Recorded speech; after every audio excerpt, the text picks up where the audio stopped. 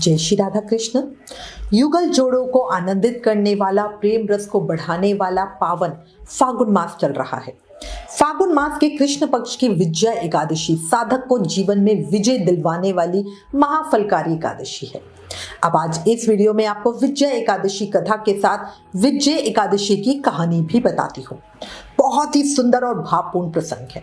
शास्त्रों में ऐसा वर्णन है कि जो व्यक्ति एकादशी का व्रत करते हैं उनके सभी पाप नष्ट हो जाते हैं और उन्हें मोक्ष की प्राप्ति होती है। पद्म पुराण के अनुसार भगवान शिव ने नारद जी को उपदेश दिया था और कहा था कि ये एकादशी महान पुण्य प्रदान करने वाली होती है। जो व्यक्ति विजया एकादशी का व्रत करता है उसके सभी पितृ दोष खत्म हो जाते हैं और कुयोनियों से मुक्ति भी मिल जाती है। इससे व्यक्ति को हर कार्य में सफलता मिलती है। इसलिए प्रेम, मन और भाव के साथ विजया एकादशी व्रत कथा का श्रवण करो। पूजा करते हुए कथा जरूर सुने, हाथ में फूल, तिल और दक्षिणा जरूर रखें। अब एक जयकारे के साथ शुरू करते हैं। बोलो एकादशी माता की जय, लक्ष्मी नारायण भगवान की जय, वृंदावन बिहारी लाल की जय। भगवान श्री कृष्ण अर्जुन को विभिन्न एकादशियों का महत्व सुना रहे थे, जिसे सुनकर अर्जुन को अपार हर्ष की अनुभूति हो रही थी। जया एकादशी की पावन कथा को श्रवण करने के बाद अर्जुन ने श्री कृष्ण से कहा, हे पुंडरीकाक्ष, फागुन माह के कृष्ण पक्ष की एकादशी का क्या नाम है तथा उसके व्रत का क्या विधान है? कृपया करके मुझे इसके संबंध में विस्तार पूर्वक बताएं। भगवान श्री कृष्ण ने कहा, हे अर्जुन, फागुन माह के कृष्ण पक्ष की एकादशी का नाम विजया है। इसके व्रत के प्रभाव से मनुष्य को विजय श्री मिलती ही मिलती है। इस विजया एकादशी के महत्व के श्रवण और पठन से सभी पापों का अंत हो जाता है। एक बार देव ऋषि नारद ने जगत पिता ब्रह्मा जी से कहा, हे ब्रह्मा जी, आप मुझे फागुन माह के कृष्ण पक्ष की विजया एकादशी का व्रत तथा उसकी विधि बताने की कृपा करें। नारद जी की बात सुनकर ब्रह्मा जी ने कहा, हे पुत्र, विजया एकादशी का उपवास पूर्व के पाप तथा वर्तमान के पापों को नष्ट करने वाला है। इस एकादशी का विधान मैंने आज तक किसी से नहीं कहा, परंतु तुम्हें बताता हूँ। ये उपवास करने वाले सभी मनुष्यों को विजय प्रदान करवाती है। अब श्रद्धा पूर्वक कथा का श्रवण करो। श्री राम को जब 14 वर्ष का वनवास मिला, तब वो भ्राता लक्ष्मण तथा माता सीता सहित पंचवटी में निवास करने लगे। उस समय महापापी रावण ने माता सीता का हरण कर लिया। इस दुखद घटना से श्री राम तथा लक्ष्मण जी अत्यंत दुखी हुए और सीता माता की खोज में वन वन भटकने लगे। जंगल जंगल घूमते हुए वो मरण सन जटायु के पास जा पहुंचे। जटायु ने उन्हें माता सीता के हरण का पूरा वृतांत बताया और भगवान श्री राम की गोद में प्राण त्याग कर स्वर्ग की तरफ प्रस्थान किया। कुछ आगे चलकर श्री राम और लक्ष्मण जी की सुग्रीव के साथ मित्रता हो गई और वहां उन्होंने बाली का वध किया। श्री राम भक्त हनुमान जी ने लंका में जाकर माता सीता का पता लगाया और माता से श्री राम जी तथा महाराज सुग्रीव की मित्रता का वर्णन बताया। वहां से लौटकर हनुमान जी श्री रामचंद्र जी के पास आए और अशोक वाटिका का सारा वृतांत उन्हें बताया। सब हाल जानने के बाद श्री रामचंद्र जी ने सुग्रीव की सहमति से वानरों और भालुओं की सेना सहित लंका की तरफ प्रस्थान किया।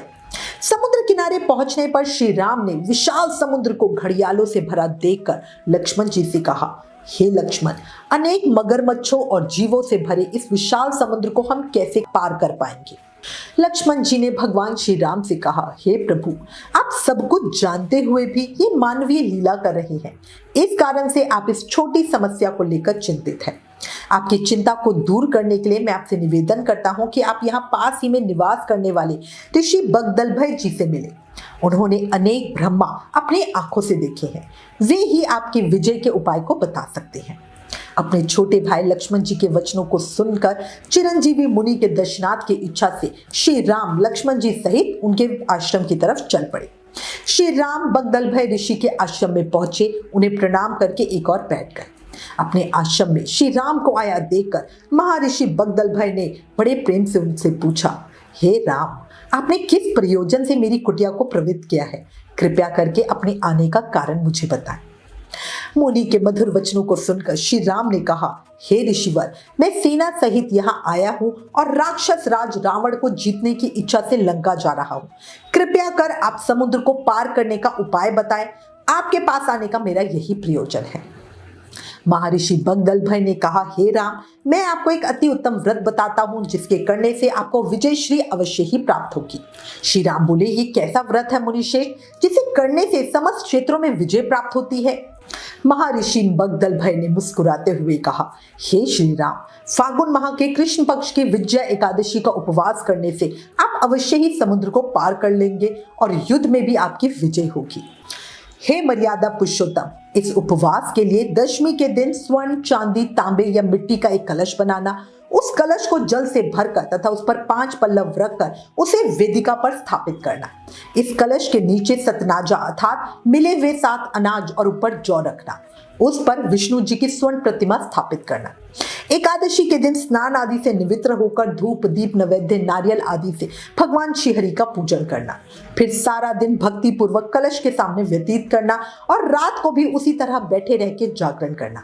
द्वादशी के दिन नदी या तालाब के किनारे स्नान आदि से निवृत्त होकर उस कलश को ब्राह्मण को दे देना। हे दशरथ नंदन, यदि आप इस व्रत को सेनापतियों के साथ मिलकर करोगे तो अवश्य ही आप विजयश्री का वरण करोगे। मुनि श्रेष्ठ के वचन सुनकर श्री रामचंद्र ने विधि पूर्वक विजया एकादशी का व्रत किया और इस व्रत के प्रभाव से उन्हें तुरंत ही समुद्र पार करने का समाधान मिला। उन्हें याद आया कि उनकी सेना में नल और नील नाम के 2 वानर हैं। वो दोनों एक ऋषि द्वारा श्रापित है। वो जो कुछ भी पानी में फेंकेंगे वो डूबेगा नहीं बल्कि तैरता रहेगा। वो सभी बड़ी चट्टानों और बहुत सारे पत्थर लाए और उनकी मदद से उन्होंने एक विशाल पुल का निर्माण किया और इस तरह उन सभी ने महासागर को पार किया। इसके बाद भगवान राम और रावण के बीच भयानक युद्ध हुआ, जहां राम द्वारा रावण का वध किया गया। विजया एकादशी व्रत के पालन से भगवान राम की विजय हुई। उस समय से लोग विजया एकादशी व्रत रखते हैं और इसे अत्यंत समर्पण के साथ इसका पालन करते हैं। इसके सफल समापन के लिए विजया एकादशी की कथा को कहते सुनते जरूर हैं। इतनी कथा कहने के बाद भगवान श्री कृष्ण मुस्कुराते हुए अर्जुन को बोले, हे अर्जुन, जो मनुष्य इस व्रत को विधि विधान के साथ पूर्ण करेगा उसकी दोनों लोकों में विजय होगी। ब्रह्मा जी ने नारद जी से कहा, जो इस व्रत का महत्तम श्रवण करता है या पढ़ता है उसे वाजपेयी यज्ञ के फल की प्राप्ति होती है। एकादशी कथा महत्तम समाप्त। अब मैं आपको विजय एकादशी की कहानी बताती हूँ। बहुत समय पहले किसी नगर में एक नास्तिक राजा था जिसका नाम रत्नसेन था। वो भगवान और पूजा पाठ में विश्वास नहीं करता था। उसे लगता था कि धर्म और पूजा से राज्य की समस्याओं का समाधान नहीं होता। वो सिर्फ अपनी शक्ति और बल पर निर्भर रहता था। रत्नसेन का राज्य बहुत समृद्ध था, लेकिन एक दुश्मन राजा ने उस पर हमला कर दिया। दुश्मन सेना बहुत ही बलशाली थी और राजा रत्नसेन की सेना कमजोर हो गई। राज्य में अफरा तफरी मच गई और प्रजा बहुत परेशान थी। राजा रत्नसेन ने युद्ध में सफलता पाने के लिए सभी प्रकार के उपाय किए, लेकिन दुश्मन के मुकाबले उसकी सेना हमेशा कमजोर ही रही। एक दिन युद्ध की स्थिति इतनी खराब हो गई कि राजा को समझ में ही नहीं आ रहा था कि मैं क्या करूं, किस तंत्र मंत्र या किस तरह से समस्या का हल हो जाए। तब राज्य के एक संत ने राजा को एक समाधान बताया। संत ने कहा, हे महाराज, आप युद्ध में असफल हो रहे हैं, उसका कारण आपका जीवन में धर्म का अभाव है। आपको विजया एकादशी का व्रत करना चाहिए। इस व्रत के माध्यम से भगवान विष्णु की कृपा सहज में मिल जाती है और फिर किसी भी युद्ध में विजय दिलाना बहुत ही सक्षम हो जाता है। राजा ने संत की बात को गंभीरता से लिया, क्योंकि उसे महसूस हो रहा था कि अब केवल धर्म ही उसकी मदद कर सकता है। उसने संत की सलाह मानी और विजया एकादशी व्रत का पूरे विधि विधान से पालन किया।